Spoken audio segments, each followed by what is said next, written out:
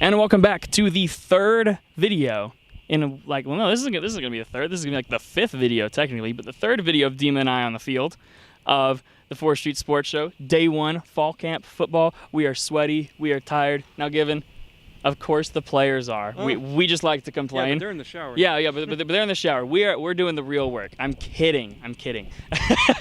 But we are here talking about our biggest takeaway from watching day 1 of fall camp. So, there's been a lot. It was pretty overwhelming. There was a lot of people, but each of us have one thing that we've kind of watched and one thing that we want to harp on and just kind of communicate to you as the viewer, as someone who wants to keep up with Southern Miss athletics, just what we thought was the most important thing or what was the biggest thing that may go unnoticed by other things. So, Dima, what is your one biggest takeaway from day 1 of fall camp? Yeah, coming into the season, I think I remember last year, right? We were coming out of one of the games, and I was talking to a couple of the guys who write for Southern Miss Sports, and I was like, man, I mean, you think about the secondary, right? And you're like, man, you're losing Eric Scott Jr., you're losing, so many other players that were so key to them last year. You're like, man, this year they're going to be dead in the secondary, right? And I think today that kind of was a little bit like, okay, that they might be okay, right? Like, they were making plays out here, the secondary was, that are like really good defensive plays. It wasn't pass interference. It wasn't, just getting beat deep. Every single pass was contested. And, I know that it could be just because they know exactly what the play are. Like, I understand that the defense knows the offensive playbook, and it's just kind of like where you're playing each other over and over again. It's like, ugh, like I remember that when I played, so I know, believe it or not, I played football for like a year. So I get that, but every pass was contested. There wasn't a pass where somebody had a wide open reception. The wide receivers weren't beating the defensive backs just off the snap. Like, it wasn't just like, boom, oh, there he goes, he's gone. Like, I think it was very encouraging to see the secondary was always there. There was always a hand in the face. And sometimes the receivers made great plays, like we've mentioned in these past few videos, but most of the time the defense made the good play, where they're batting a ball down, double coverage, all this stuff, and the safety would come over and help. They run that single high safety where the safety comes over and helps on the deep ball. They were doing it. So I am very encouraged with the secondary, and again, like we said, that it's hard to gauge when they don't have pads on, right? So it's hard to just it's easier to run with one guy and when you have pads on versus when you don't. So all that stuff, and they're not really going to go full on break from routes and stuff like that in non-pad action. But I would say I'm very encouraged about the secondary today. I think that's my number one biggest takeaway from day 1. Yeah, just two things adding to that. As Glenn Dyer of Golden Eagle Pride, right? Very good friend of the show. I was talking with him after practice. I was like, well, what'd you think? And he said, well, everybody's a superstar in T-shirts and shorts. Yeah. And so, and just like Dima, just like Will Hall, just like everybody's been saying, we will not get to see the real football until Friday, until they put on the pads and they start hitting the crap out of each other, which is something we're both looking forward to.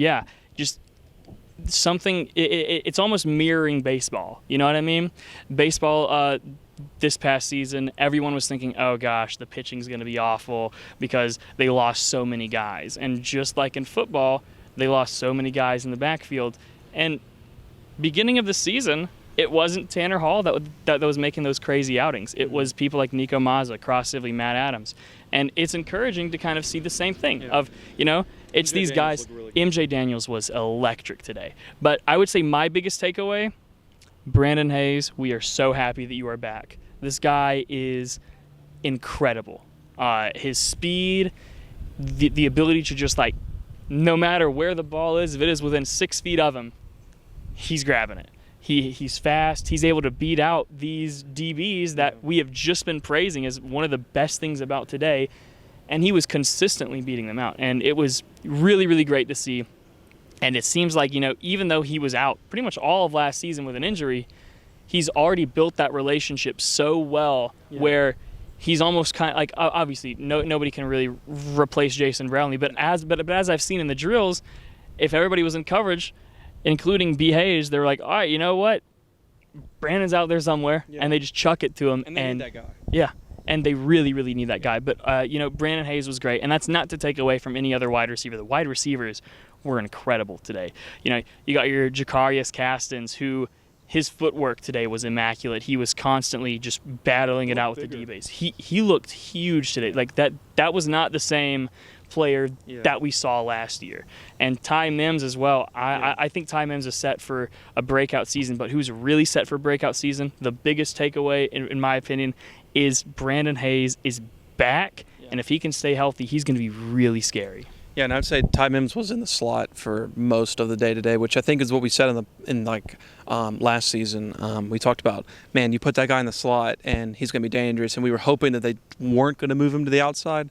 I remember saying that, like, because he's just it's just so good to have that quick little 6-yard pass where he can break it to go 30, and that's what Ty Mims can do, and that's why Brandon Hayes coming back and being that electric outside receiver is so important to them. Just like Jackson's saying, like the guy they can throw it to, but also they got Ty Mims right there, and they got Cole Cavallo, who looked good today as well. Right. So I mean, I feel like the offense is probably in its best shape in the 3 years Will Hall's been here, which is really encouraging.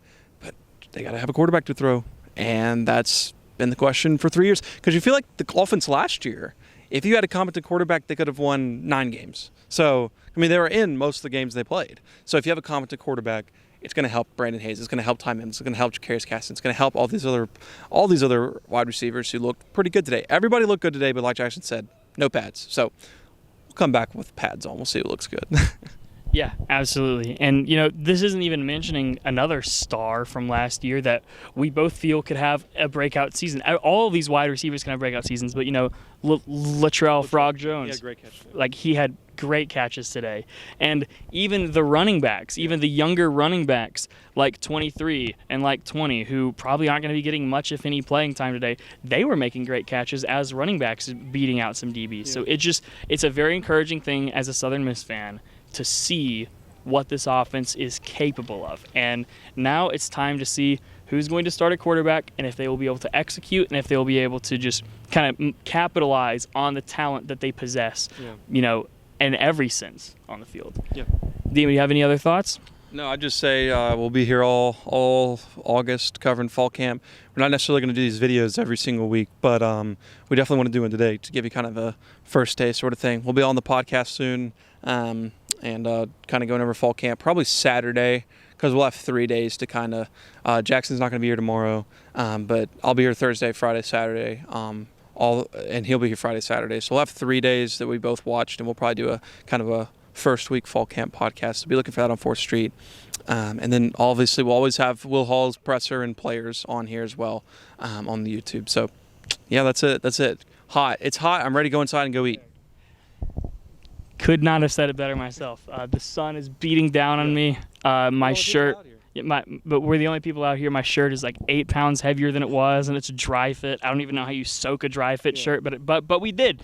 Welcome to Mississippi. But for Dima Mixon, I'm Jackson Kennedy, and you've just watched the 4th Street Sports Show.